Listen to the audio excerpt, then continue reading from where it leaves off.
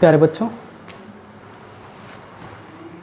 Next lecture में हम लोग स्टीरियोकेमिस्ट्री के बारे में बात कर रहे थे, ऑप्टिकल एक्टिव कंपाउंड के बारे में बात कर चुके थे। अब हम नेक्स्ट हेडिंग डालिएगा chiral carbon. Chiral carbon, chiral carbon, chiral carbon होता क्या पहले समझ लीजिएगा।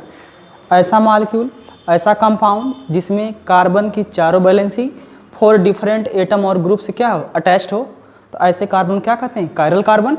और ऐसे कंपाउंड को क्या बोलेंगे, कायरल कंपाउंड। ठीक है ना।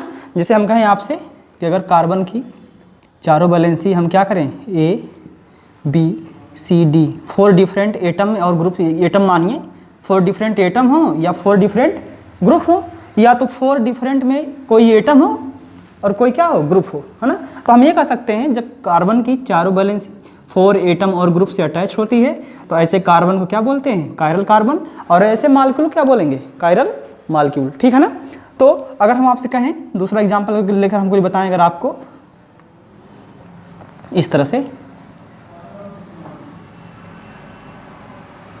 लैक्टिक एसिड, क्यों, ये हमारा है ना कायरल है, ये कार्बन क्या है, कायरल कार्बन। क्यों, क्योंकि इससे COOH, OH, CH3 और क्या H, है ना। तो यह कार्बन क्या कहलाएगा, यह कार्बन क्या कहलाएगा, कायरल कार्बन, है ना। और यह पूरा कंपाउंड क्या कहलाएगा, कायरल कंपाउंड। ठीक, तो लिखिएगा इसमें कायरल कंपाउंड, कायरल कार्बन में लिखिएगा। कायरल कार्बन में those carbon which have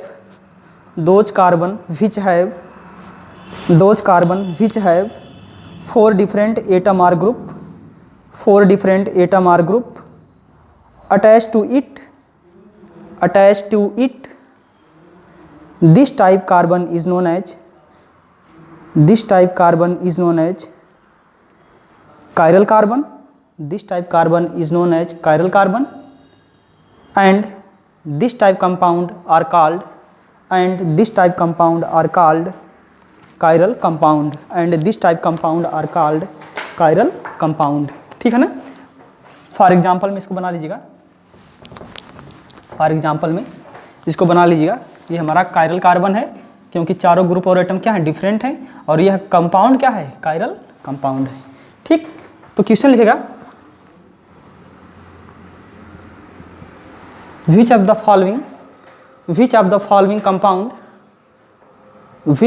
following compound does not shows chiral center या chiral compound.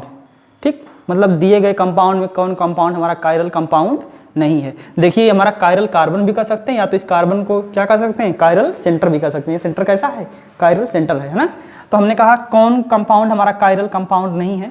For example CH3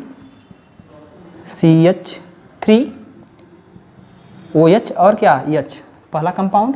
दूसरा कंपाउंड हमने लिया CH3 CHO COOH और क्या CH3। ठीक, इसी प्रकार से अगर हम तीसरा लें, तीसरा कंपाउंड अगर लें हम यहाँ पे CHO, ऐसे करिएगा CHO OH और क्या CH3। और चौथा ले लें हम आपके सामने इस तरह कंपाउंड, क्लोरीन, फ्लोरीन, ब्रोमीन और क्या आयोडीन, है ना। तो हम पूछ रहे हैं इन सभी कंपाउंड में कौन सा कंपाउंड हमारा कायरल कंपाउंड नहीं है, है ना। तो कायरल कंपाउंड वे होते हैं, कायरल कार्बन वे होते हैं, कायरल सेंटर वह होता है जिसमें कार्बन की चारों वैलेंसी क्या हो, 4 डिफरेंट ग्रुप और एटम से क्या हो, अटैच्ड हो, है ना। तो यहाँ पे देखिए इसमें OH है, ठीक, एक ग्रुप, दूसरा क्या है H है, और 2 क्या हमारे हैं, मेथिल। तो हमने बताया कि चारों ग्रुप क्या होना चाहिए, इसमें डिफरेंट होने चाहिए। 2 सेम हो गए तो इसका मतलब ये हमारा कायरल कंपाउंड नहीं है। ठीक, ये वाला देखिए ध्यान से, इसको भी देखिएगा, ये भी हमारा क्या है, ये 2 मेथिल हैं और क्या है, एक CHO और एक COOH। जब 2 सेम ग्रुप अटैच हो जाएंगे तो वह कार्बन, वह कंपाउंड हमारा कायरल कंपाउंड नहीं कहलाएगा। ठीक, तो इसका मतलब कायरल कंपाउंड कौन कौन से हैं, देखिए इसमें 4 क्या है, डिफरेंट है, इसमें भी 4 क्या है, डिफरेंट। तो कायरल कंपाउंड आपका ये दोनों होंगे और ये दोनों क्या होंगे, नहीं होंगे। ठीक, तो आपका 3rd और 4th कायरल कंपाउंड है, कायरल मॉलिक्यूल है, और ये हमारा कायरल मॉलिक्यूल नहीं है। ठीक है ना। Next heading next heading chirality. Next heading डालिएगा कायरलिटी। कायरलिटी कायरल कंपाउंड से बना, कायरल कार्बन से बना क्या, कायरलिटी। कायरलिटी क्या होती है पहले समझ लीजिएगा। ऐसा कंपाउंड जो क्या हो, अपनी मिरर इमेज दे। ठीक, ऐसा कंपाउंड अपना मिरर इमेज, कोई कंपाउंड है उसकी मिरर इमेज बने और वह कंपाउंड अपने मिरर इमेज को सुपर इम्पोज ना करे। अगर हम कहें हमको फर्स्ट कंपाउंड है, ये कंपाउंड कौन सा है, सेकेंड, इसका मिरर इमेज बनाएंगे, यहाँ पे मिरर लगाएंगे तो इसका मिरर इमेज ये बनेगा ना, ए यहीं पर रहेगा, सी यहाँ पर रहेगा। अगर आपका डी राइट है तो कहाँ चला आएगा, लेफ्ट, और बी लेफ्ट से कहाँ चला जाएगा, राइट, है ना। तो इसका मिरर इमेज बनेगा ये, क्यों, ये आपका क्या है, मिरर है, ये क्या है आपका मिरर, है ना। तो ये मिरर इमेज बनेगा। अगर हम कह रहे हैं कोई कंपाउंड ऐसा हो जो अपनी मिरर इमेज दे और वह मिरर इमेज को अगर हम इस पर कवर कराना चाहे, सुपर इम्पोज कराना चाहे, तो वह मिरर इमेज सुपर इम्पोज ना करे। सुपर इम्पोज का मतलब कि अगर सेकेंड कंपाउंड को हम उठा के फर्स्ट कंपाउंड पर रखें तो पूरी तरह से कवर नहीं करेगा। ठीक, अब ए को कवर करेगा, सी को करेगा, लेकिन डी की जगह क्या है, बी, और यहाँ क्या है, बी की जगह क्या है, डी। तो यह सुपर इम्पोजेबल नहीं है, not super imposable our mirror image. ऐसा कंपाउंड जो अपना मिरर इमेज दे और नॉट सुपर इम्पोजेबल हो, वो ऐसे सभी कंपाउंड को हम क्या करते हैं, कायरलिटी। मतलब इस मॉलिक्यूल में क्या प्रेजेंट है, कायरलिटी। ठीक, तो लिख लीजिएगा इसमें, those molecule which are not superimposable, those molecule which are not superimposable and their mirror image are called are chiral at a said to be possess chirality। ठीक, ऐसा molecule जो क्या हो, अपना मिरर इमेज दे और super imposable ना हो, तो हम कह सकते हैं उस मॉलिक्यूल में क्या है, कायरल मॉलिक्यूल है ना। तो और जब वो मॉलिक्यूल हमारा कायरल है तो उसमें क्या प्रेजेंट होगी, कायरलिटी। ठीक, नेक्स्ट हेडिंग डालिएगा स्टीरियोजेनिक सेंटर। बहुत इंपॉर्टेंट है ये पूछता है आप लोग एग्जाम में, डालिएगा स्टीरियोजेनिक सेंटर। Stereogenic centre. ठीक, पहले समझ लीजिए आप लोग क्या पढ़े, स्टीरियो आइसोमर्स में हम लोग पढ़ रहे हैं। तो स्टीरियो आइसोमर्स होते क्या हैं, two or more than two compound having same molecular formula but their different spatial arrangement in the environment, है ना। तो अगर हम कहें कोई ऐसा कंपाउंड है जिसका मॉलिक्यूलर फार्मूला क्या है, मान लीजिए हमने बनाया यहाँ पे CH3OH और क्या, ब्रोमीन, ये है। ठीक, इसी का हम क्या करें, आपस में दो एटम और ग्रुप को क्या कर दें, इंटरचेंज कर दें, इंटरचेंज कर दें, है ना। कोई कंपाउंड हमारा दिया गया है, किसी दो एटम को, हाइड्रोजन को OH से कर सकते हैं, हाइड्रोजन को मेथिल से, किसी मतलब आप एकदम स्वतंत्र हैं, किसी भी ग्रुप और एटम को आपस में क्या कर सकते हैं, चेंज कर सकते हैं। ठीक, तो अगर हमने OH को H से रिप्लेस किया तो क्या बनेगा, खुद सोच आप बनाइए अपने से, CH3 और क्या, Br, और यहाँ पे आपका राइट में H था, कहाँ चला जाएगा, लेफ्ट में, और यहाँ पे लेफ्ट में OH था, कहाँ चला जाएगा, राइट में। ठीक, तो इसकी अगर हम कहें कोई कंपाउंड है उसमें दो एटम और ग्रुप को आपस में चेंज कर रहे हैं तो उसकी स्टीरियोकेमिस्ट्री क्या हो जा रही है, चेंज हो जा रही है। उसकी स्टीरियोकेमिस्ट्री क्या हो जा रही है, चेंज हो जा रही है। तो उस मॉलिक्यूल में कौन सा सेंटर प्रेजेंट होगा, स्टीरियोजेनिक सेंटर प्रेजेंट होगा।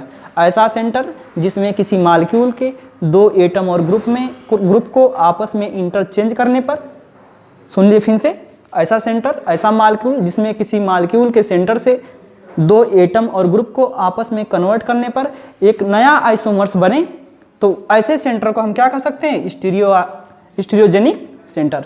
ठीक, तो अगर हम आपसे कहें इसको कितना प्रायोरिटी देंगे, एक, इसको दो, इसको क्या करेंगे, तीन, और इसको क्या, चार। किसके नंबर प्रायोरिटी दे रहे हैं, एटॉमिक नंबर पे। इसका एटॉमिक नंबर सबसे ज़्यादा होगा, फिर किसका होगा, ऑक्सीजन का, फिर कार्बन का, फिर किसका, हाइड्रोजन का, है ना। तो अगर हम रोटेट करें तो देखिए हम एक से दो, दो से तीन, तीन से कहाँ, चार आ रहे हैं, है ना। हम बोलते हैं, आपसे बताए हैं कि अगर क्लॉक वाइज होगा तो आर और एंटी क्लॉक वाइज होगा तो क्या, यस। ठीक, दूसरी बात हमने आपसे ये भी बताया है कि अगर चौथी प्रायोरिटी हमारा हॉरिजॉन्टल पे आ जाए तो क्लॉक का एंटी क्लॉकवाइज, अगर आर आ रहा है तो क्या हो जाएगा, यस। तो इस मॉलिक्यूल का कॉन्फिगरेशन क्या होगा, यस। ठीक, यहाँ पे आइए, इसको कितना नंबर देंगे, 1 नंबर, ये 2 नंबर, ये 3 नंबर, और इसको क्या 4। रोटेट करिए, 1 से 2, 2 से 3, 3 से कहाँ 4। आ रहा है यस, एंटी क्लॉकवाइज यस आ रहा है, लेकिन चौथी प्रायोरिटी कहाँ है आपकी, हॉरिजॉन्टल लाइन पे, तो यस का क्या हो जाएगा, आर, है ना। तो हमने आपसे क्या बताया, ऐसा मॉलिक्यूल जिसमें किसी 2 एटम और ग्रुप को आपस में चेंज करने पर उसका कॉन्फ़िगरेशन या स्टीरियोकेमिस्ट्री क्या हो जाए, चेंज हो जाए, या नया आइसोमर्स बने, तो वह सेंटर क्या कहलाता है, स्टीरियोजेनिक सेंटर कहलाता है। जैसे यहाँ पे आपका यस था, यहाँ क्या हो गया आर, तो कॉन्फ़िगरेशन क्या हो गया आपका, चेंज हो गया। ठीक है ना। तो लिख लीजिएगा, इसमें लिख लीजिएगा, ये stereogenic centre is defined as, a stereogenic centre is defined as, a stereogenic center is defined as an atom on which an interchange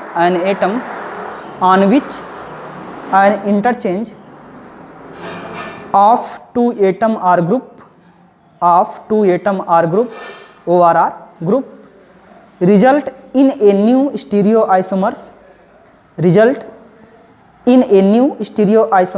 is formed.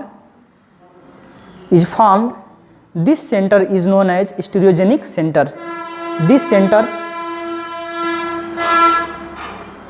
center is known as stereogenic center, है ना। हमने आपसे ये बताया, ऐसा centre जिसमें किसी 2 atom और ग्रुप को आपस में इंटरचेंज करने पर उसकी स्टीरियोकेमिस्ट्री चेंज हो जाती है, नया आइसोमर्स बनता है, तो वह सेंटर क्या कहलाता है, स्टीरियोजेनिक सेंटर। ठीक, अब देखिए ध्यान से, हमने आपसे दूसरा एग्जाम्पल अगर आपके सामने लें, दूसरा एग्जाम्पल हम अगर लें आपको सिस ब्यूटीन का लें, ये हम आप लोग जानते होंगे कि ये हमारा क्या है, ब्यूटीन है, और ये ब्यूटीन कैसा है, सिस, क्योंकि दोनों मेथिल सेम साइड हैं तो सिस। अगर इसी का हम क्या बना दें, अगर हम कहें आपसे इंटरचेंज करिए, किसको, हमने कहें आपसे कि CH3 को हाइड्रोजन से चेंज करिए, इस मेथिल को किससे चेंज करिए, इस हाइड्रोजन से, तो मेथिल ऊपर था तो कहाँ चला जाएगा, नीचे। तो इसको तो हमने नहीं चेंज किया है फर्स्ट वाले पे, तो इसको ऐसे ही रखें। दूसरे को हमने क्या किया है, दूसरे कार्बन पे मेथिल ऊपर था तो कहाँ कर दिया, नीचे, और हाइड्रोजन नीचे था तो कहाँ कर दिया, ऊपर। यही ना, मेथिल ऊपर था तो नीचे आया, और हाइड्रोजन ऊपर था नीचे था तो कहाँ चला गया, ऊपर। तो देखिए ये कौन सा फॉर्म था आपका, सिस फॉर्म था, ये कौन सा फॉर्म था, ट्रांस फॉर्म था। ठीक, तो इसकी स्टीरियोकेमिस्ट्री चेंज हो गई ना, क्यों, स्टीरियोकेमिस्ट्री चेंज हो गई, क्यों चेंज हो गई, क्योंकि एक हमारा सिस फॉर्म है, दूसरा क्या है, ट्रांस फॉर्म है। तो स्टीरियोजेनिक सेंटर वही सेंटर होता है जब किसी मॉलिक्यूल के सेंटर पे किसी 2 एटम को, उसी सेंटर के 2 एटम को आपस में इंटरचेंज करने पर उसकी स्टीरियोकेमिस्ट्री में चेंजिंग आ जाती है, तो वह सेंटर क्या कहलाता है, स्टीरियोजेनिक सेंटर कहलाता है। जैसे हमारा यहाँ पे देखिए सिस था, सिस एल्कीन, मतलब सिस एल्कीन है, सिस ब्यूटीन है, और यहाँ क्या है, ट्रांस ब्यूटीन है, दोनों कहाँ है, अपोजिट है, तो ट्रांस। ठीक है ना। अब अगर हम पूछें कि इसमें कितने स्टीरियोजेनिक सेंटर हैं, तो एक यहाँ पे है, इसको चेंज करेंगे तब भी ट्रांस बनेगा, और इसको चेंज करेंगे तब भी हमारा ट्रांस बनेगा। तो अगर कोई पूछे आपसे कि इसमें कितने स्टीरियोजेनिक सेंटर हैं, तो कितने हैं, 2 स्टीरियोजेनिक सेंटर हैं। कितने हैं, 2 स्टीरियोजेनिक सेंटर हैं। ठीक, कितने स्टीरियोजेनिक सेंटर हैं, 2 स्टीरियोजेनिक सेंटर हैं। अब देखिए जितने भी कायरल मॉलिक्यूल होते हैं सभी स्टीरियोजेनिक सेंटर होते हैं, जितने भी कायरल मॉलिक्यूल होते हैं उसमें स्टीरियोजेनिक सेंटर प्रेजेंट होता है, लेकिन सभी स्टीरियोजेनिक सेंटर में कायरल मॉलिक्यूल नहीं होता है। हम ये कह सकते हैं all chiral molecule are stereogenic centre, but all stereogenic centre is not chiral. ये हमारा कायरल भी है और स्टीरियोजेनिक सेंटर भी है, ये हमारा कायरल नहीं है। क्यों, क्योंकि हम जानते हैं कार्बन की चारों वैलेंसी क्या होनी चाहिए, डिफरेंट एटम और ग्रुप से क्या होनी चाहिए, अटैच्ड होनी चाहिए।